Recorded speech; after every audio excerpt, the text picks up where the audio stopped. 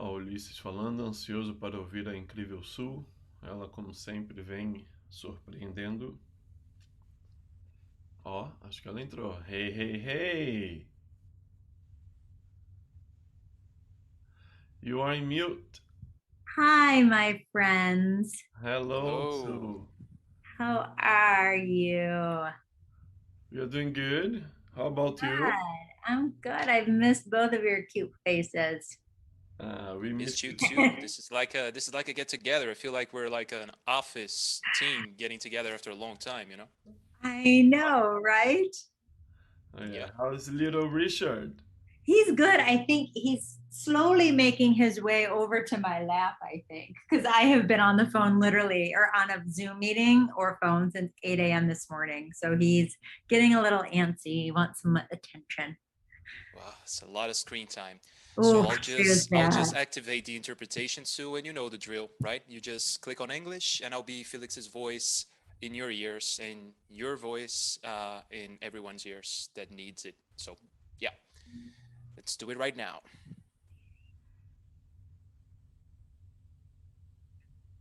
Perfeito. Sue, você está me ouvindo em inglês? Eu falo em I can português. hear you. Yep. Perfeito, perfeito. Maravilha. Bom, acho que a gente pode começar no tempo correto, né? Ahn, Su, muito legal ter você aqui mais uma vez conosco. É uma grande honra poder te representar, poder trazer um pouquinho do seu conhecimento para o brasileiro.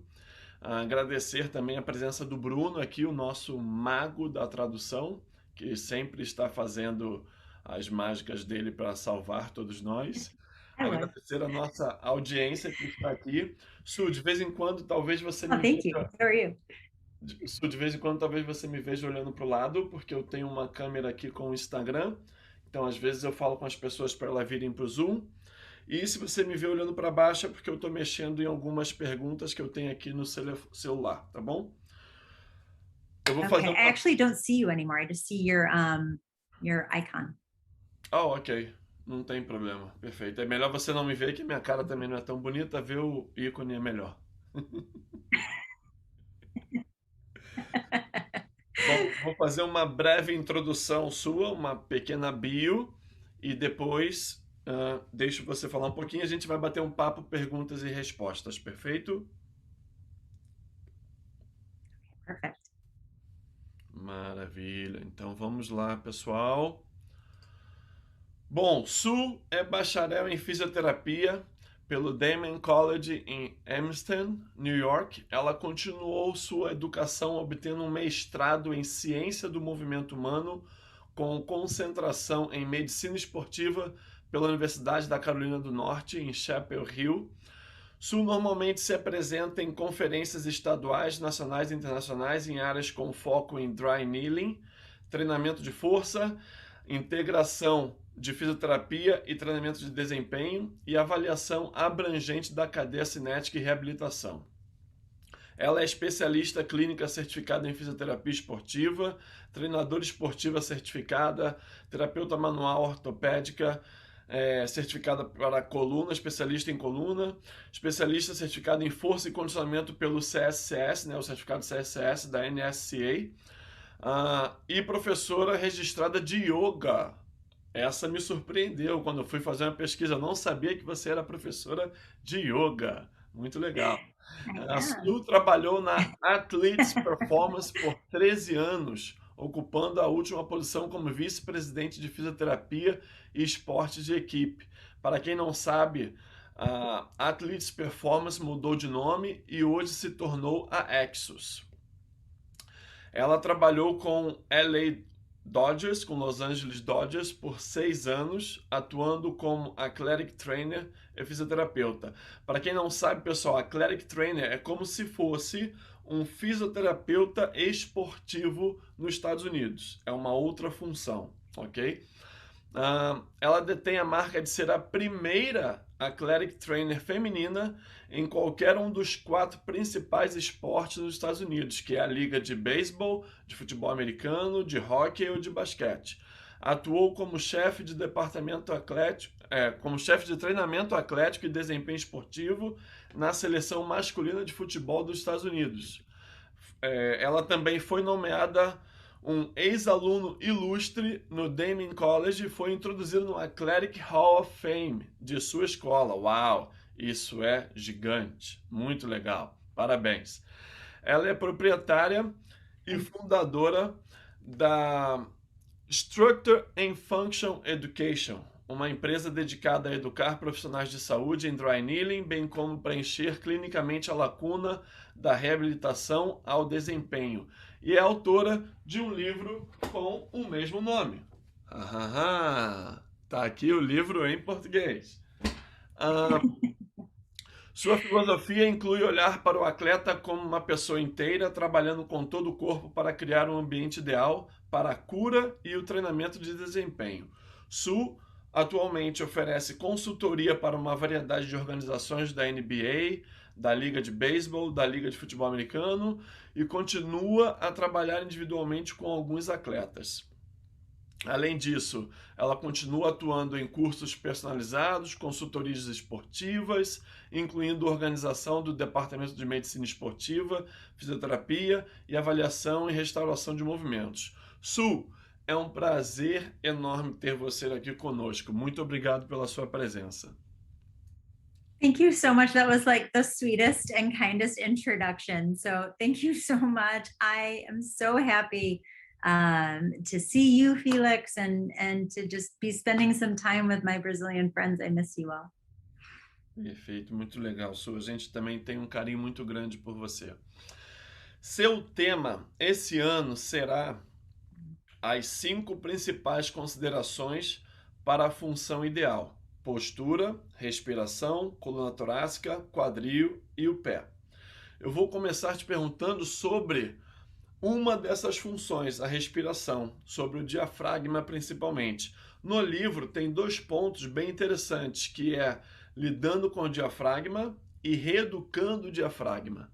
Poderia explicar um pouquinho sobre essas questões e o porquê você vê o diafragma como uma peça tão importante no desenvolvimento de uma melhor performance para o ser humano? Yes. So, everyone is using their diaphragm to breathe. And so I don't want you to think that you have to train somebody's diaphragm, because we're all breathing, hopefully watching this talk. And so the diaphragm is naturally doing what it's supposed to do, which is helping us respirate, helping us exchange oxygen and carbon dioxide so the body can live. So that is an automatic process. Whereas we can train and utilize the diaphragm with very specific breathing exercises as a therapeutic exercise to help either with stabilization of like the thoracolumbar junction, by helping from a core stability perspective, because the diaphragm really is both a respirator and a stabilizer. And so when given the choice, the body will always choose life. The body will always choose respiration over core stability. So how do we utilize the diaphragm as both a respirator and as a stabilizer? I think that's number 1. And then number 2, when we do specific breathing exercises, so for example, like in yoga or with breath-based meditation, what are we doing there? And why does it help to sort of reset or tap into somebody's parasympathetic nervous system? So how does breath really sort of help balance the autonomic nervous system? So sympathetic or parasympathetic, our fight or flight, or our rest and digest. Those are 2 parts of our autonomic nervous system. And breath-based activities can really help to stimulate and bring people into a state of rest. So from a nervous system standpoint, the diaphragm is very, very important. Entendi. E hoje, quando você pensa em treinar uma pessoa, principalmente general population, né, pessoas mais velhas, você sempre se preocupa com essa postura visualizando primeiro como está a função do diafragma? So any population, I mean, I work with 18 to 35-year-old very healthy men. So I don't really deal with Gen Pop or older people. However, so I just say that as a perspective of from where I'm coming from and where my perspective is. But whether I'm dealing with a professional athlete or I always relate it to my mom. At the end of the day, I've got a mom, I've got aunts. And so how does it relate to their life, right? People who are 78 years old with a lot of different core morbidities or disease processes that they're dealing with as we just naturally age, some of the aging processes. This concept is important for all of us. And I think one of the reasons it's important for everybody is because right now, I mean, the world as a whole is really stressed out, and we're all spending time in front of this computer screen. I was saying before we went live that I have literally been on the computer since 8 a.m. this morning. It's 4 p.m. here now. So I've been on the computer all day. My pupils are so dilated. So I am really in a sympathetic mode, and I've been in a sympathetic mode all day. It's going to take me a long time to kind of tap back into parasympathetic so I can go to sleep tonight. So number one, I think it's helpful for everybody as we navigate this new world of being online a lot. So that's number one. Number two, for any of the populations, when we just look at the diaphragm anatomy, it hooks onto our ribs. The dome of the diaphragm goes up to T6, and then the legs of the diaphragm go all the way down and attached to L2 on the right, L3 on the left. Certain things, when you dissect it out, you can't even tell that the legs of the diaphragm stop. So they just sort of form into the anterior ligament of the lumbar spine. And so simply anatomically, something that connects to the ribs, half of your thoracic spine, and the majority of your lumbar spine is so important when we start talking about people who have back pain, dysfunction, breathing dysfunction, postural issues, asthma, right? Like it just relates across the board. And so, yeah, something that is that anatomically vast within our system, we need to have a good understanding about it, how we can train the diaphragm. Like I said, it's going to be being used in everybody if they are alive, but are there certain ways that we can utilize therapeutic exercises or therapeutic activities to sort of enhance diaphragm function so we can better tap into the autonomic nervous system, stability, mobility, those sorts of things. Entendido. E ainda te estimulando pelo diafragma, respondendo perguntas de alguns dos nossos participantes aqui. Como a respiração diafragmática pode auxiliar no processo de uma recuperação postural? Yes. So from a postural perspective, when we think about breath, everybody has a natural inhalation and exhalation. And if you inhale more than normal, so as you're sitting there watching this, you take in a really huge inhalation, you're going to be activating more your inhalation muscles. So some of your intercostals and whatnot. And then when you breathe all that air out, blow as much air as you possibly can out, you begin to kick in some of your external obliques, your expiration muscles. And so we can utilize this concept of what's called our expiratory reserve volume, or the amount of breath that you breathe out extra that you would normally not be breathing out, right? Because we just have this natural inhalation and exhalation. But if you forcefully exhale, we utilize our expiratory reserve volume, which kicks in our internal obliques and our external obliques. These things help from a core stability standpoint. When we have better core stability, now we can begin to work on different things like thoracic mobility and hip mobility that will then alter people's static posture, their dynamic postures, their dynamic movements. And so when we begin to utilize breath to enhance thoracic mobility, so for example, if you side bend over to your left and you take in a deep breath, well, that breath gets directed to my lateral ribs, versus if I hunch forward and take in a deep breath, it enhances the mobility of my thoracic spine.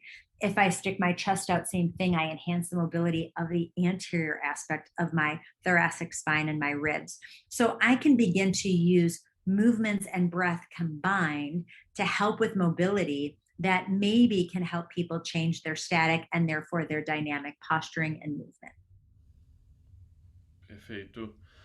E ainda no diafragma, desculpe, como você identifica uma correção postural sem prejudicar a técnica do atleta? That is a good question. Because there is a time and a place, and I have learned that the hard way, when during the season, I have tried to change the athlete's posture or the athlete's range of motion, and it has resulted in a significant decrease in their performance. So as a sports therapist or somebody working in sports as a strength and conditioning person, we have to make these decisions. There's certain things that we can and need to deal with immediately because it's about performance. And then there's things that we need to deal with because it's the right thing for their life. And so whether we're talking about the elbow or the diaphragm or these postural changes, yeah, should people have better mobility so they have a better quality of life 10 years from now? Absolutely. But I have to be careful that sometimes when I make those changes now, there may be a resultant decrease in their performance as they begin to navigate their new space or their new range of motion.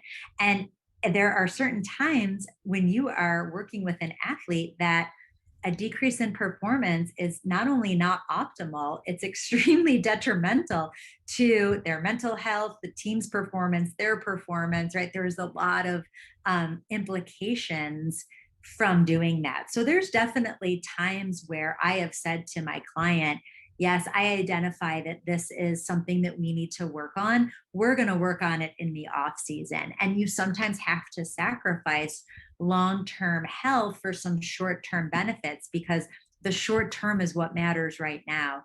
Yes, in the off season, when we have more time to make these changes, we can deal with things that are going to make you a better human.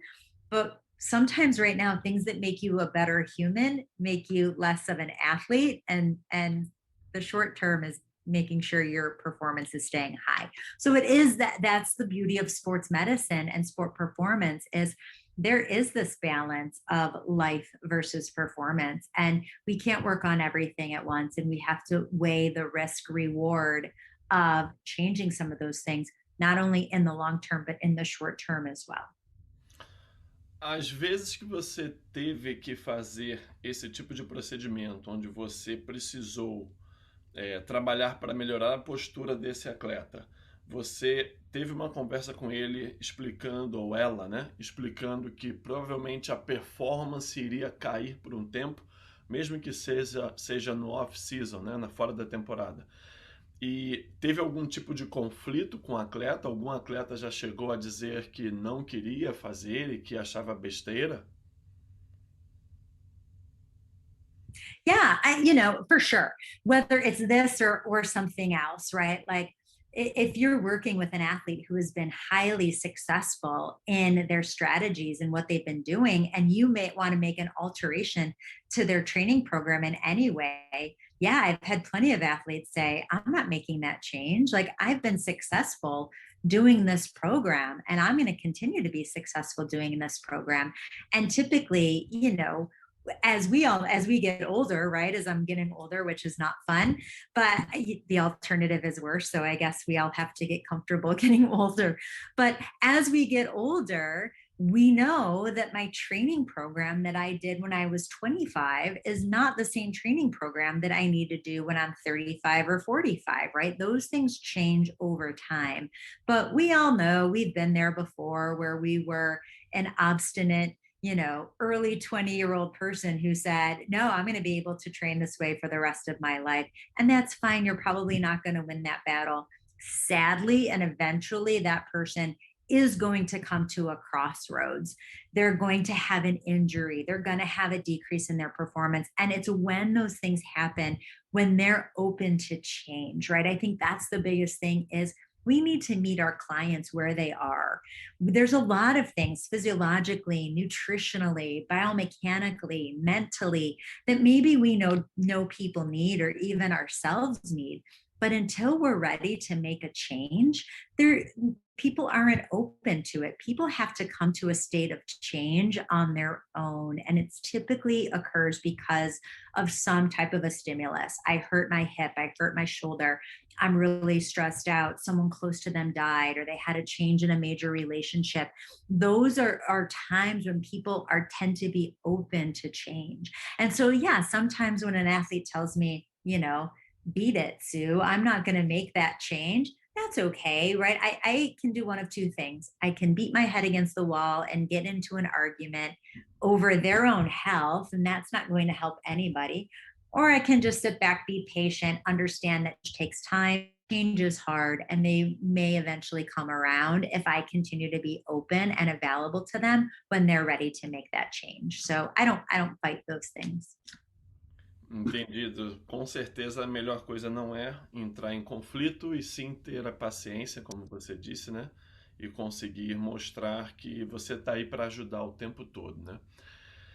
Você me surpreendeu quando você disse que você trabalha com atletas mais novos. Para mim, você só trabalhava com atletas mais velhos. Você citou uma classificação de teenagers, né? De adolescentes.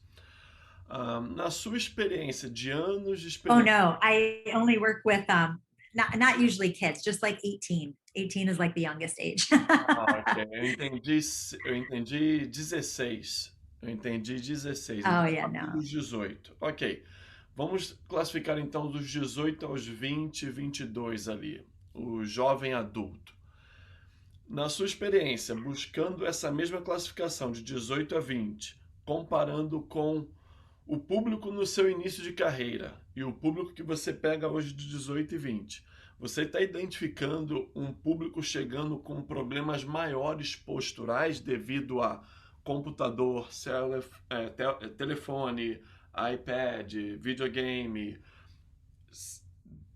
Eu queria entender se hoje você já consegue ver um público mais pobre posturalmente, porque fica todos os dias. Ah, você não está me vendo, não adianta eu fazer a postura. Mas é o tempo todo no telefone, cervical para baixo, né? Fletida. Me explica um pouquinho, explica para nós um pouquinho o que você tem visto comparando o início da sua carreira com hoje, esse público de 18 a 20. Yeah, there's no doubt that we're seeing these changes in young adults. I mean, I can be just as bad, right? We're just sort of all stuck to our phones. And so, yeah, it's definitely problematic, not only from phone and computer work, but also just from early sport specialization. So, in the past, guys that I worked with would be three-sport athletes. So here in the US, in the fall, there's typically football. In the winter, we typically have basketball. In the spring, people have baseball. And then in the summer, people usually would climb fences and ride bikes and swim and sort of run around and just be a kid. And then, the cycle would start over again. And so by the time people got to be to the age that I work with them, when they are either professional athletes or amateur athletes trying to become professional, they were exactly that. They were athletes first, baseball players second, athletes first, basketball players second. Now these people are specializing at age 8, 9, 10. And so we're seeing changes in their skeletal system. We're seeing early changes and changes that are going to be long lasting. And it's not uncommon for kids to come to us at the professional level where they've had at least one surgery during high school, whereas in the past, 10 or 15 years ago when I worked with these people, you never saw high school kids having surgery. And now it's very common for them to have some type of injury because they start, at least in the US, I don't know how it is in Brazil, but in the US, they are specializing younger and younger and younger. And it is becoming problematic because they are changing their structure very early on.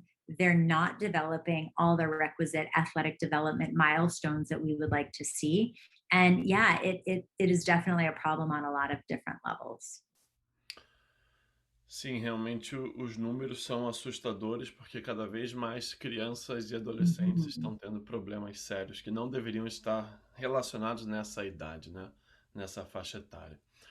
Su, voltando para o seu tema, que são as 5 principais considerações para a função ideal: postura, respiração, coluna torácica, quadril e pé. Você pode dar um spoiler para nossa audiência do que eles vão poder aprender com você nessa sua palestra? Yeah, a little bit kind of what we were just talking about. So, yeah, as I said, I tend to work with the professionals, and they tend to be in this country 18 to 35-year-old, really healthy men in general. And so, the way this topic even came about was years ago, I was approached by the International Youth Coaching Association to give a talk. And I at first wanted to say no because I don't work with children and I don't work with kids. And so I thought, I'm really not the person you speak at your conference. And they said, no, you're exactly the person we want you to speak at the conference, because the topic we want you to talk about is sort of how do we prevent, like exactly what we were saying, these kids get to you, what do you wish we were working on when they were younger, to prevent problems that you're seeing when they get to you when they're older and trying to become a professional athlete? What are the top things that we can work on when they're young to try to prevent injury or try to prevent these things? So exactly what we were just talking about. So that's where I decided to kind of come up with these sort of top 5 things that I think are important for everybody, despite gender, despite position, despite sport. What are the things, despite diagnoses? So again, despite their injury, what are the things that I think we need to be addressing early on in life in order to prevent a multitude of injuries or a multitude of problems or performance issues when these people are older? And I boiled it down to posture. I think posture is something that we absolutely can affect in our younger population, because we know if postural things aren't addressed younger, we've all seen, the sweet little old people who begin to get really hunched over when they're in their 50s, 60s, 70s. And now their system is so isn't as plastic as it was when they were younger, and they physically don't have the ability to stand up straighter. So we don't want to lose our posture, our ability to hold a good posture, because it begins to affect all of our joints. So I think posture is really important, and you can't really talk about posture without having proper usage of the diaphragm. And like I said, if you're alive, you have proper use of your diaphragm. But are there different things that we can do from a breathing and breath standpoint that would enhance your life? And same thing from a thoracic mobility standpoint. Everybody likes to talk about core stability, but I'm a true believer that if we give the body the ability to move within the thoracic spine and move within the hips, right, then the core automatically has to stabilize. You can approach it from the other way. You could think, yeah, if you notice core stability is not in my top 5, because I think we've been working on core stability for 20 years now. Back pain hasn't gone away. And quite frankly, none of my athletes have good core stability. So what are we doing? I'm just over the diagnosis of core instability. Like, everybody has that. So let's just move on. So how do we improve core stability? Well, the reason why people typically have poor core stability is because they have poor thoracic mobility and they have poor hip mobility. And the only place for them to move is at the lumbar spine. Better thoracic mobility, better hip mobility, their core has no choice but to get stronger and stable and become the hub of the wheel. If we think about a wheel having a hub and then the spokes that come off of it, our core is our hub. But unfortunately, the other parts of our bodies get locked down, our thoracic spine and our hip, due to poor posture, then the core has to be forced to move. And so then we can't talk about hip without talking about the foot, because the foot's the only thing that typically touches the ground. And so there is a direct connection between foot muscle activation with hip muscle activation. So there's that connection there. Plus, the foot is really what gives us our proprioceptive input from our environment, the feet and really the hands, obviously. So, as I started thinking about, okay, I started with posture, and I thought we can't have great posture without great thoracic mobility and great hip mobility. And then you have to have the diaphragm work as both a respirator and a stabilizer. And we can't talk about the hip without the foot. I just kind of kept working myself backward until I really came up with, yeah, these are my top 5 things that if we can maintain, improve, capitalize on all of these 5 things when we have our younger population, I think we would combat a lot of problems that we see when people become older or try to move to the next level of competition. Entendi, encaixa perfeitamente na sua filosofia de trabalho, que é ver o indivíduo como uma pessoa inteira, né? E não ver como partes de corpos, e sim tudo uma única unidade, porque está tudo integrado. Perfeito, Su. Minha querida, eu preciso terminar por aqui. Pessoal, não saiam porque eu vou passar um recado para vocês ao final, então fiquem aqui, segurem aqui. Bruno, não desligue a sua tela, porque se você desligar, cai todo mundo. Você é o host agora. Su, muito obrigado pela sua presença, muito obrigado pelo seu tempo, e nós estamos super ansiosos para ter você em ação, ensinando mais um pouquinho para o Brasil. Wonderful. Thank you so much for having me. It is my honor. I cannot wait to see everybody in person. I wish it was this year, but maybe next year or in the near future. So thank you so much. It was wonderful to see you, Bruno.